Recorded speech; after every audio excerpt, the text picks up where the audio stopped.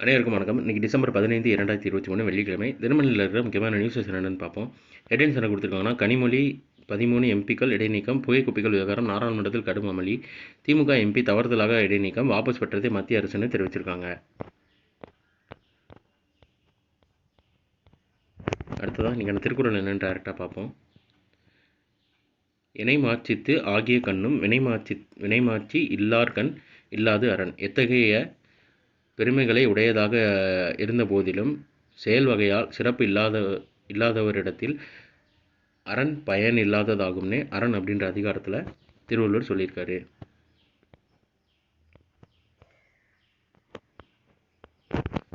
அடுத்ததாக கேரளத்தில் அதிகரிக்கும் கொரோனா, தமிழகத்தில் தீவிர கண்காணிப்புன்னு தெரிவிச்சிருக்காங்க. ஸோ முடிஞ்சளவு எல்லோரும் வெளிப்பறப்போ மாஸ்க் போடுறத மறுபடியும் மாஸ்க் யூஸ் பண்ண ஆரம்பிப்போம் அப்படின்ற மாதிரி ஒரு இதை இப்போ இருந்தே எடுத்துக்கிட்டோன்னா வருமுன் காப்பதே மேல் அப்படின்ற மாதிரி இருக்குங்கிறதுக்காண்டி தான் அந்த நியூஸை வாசித்தேன்.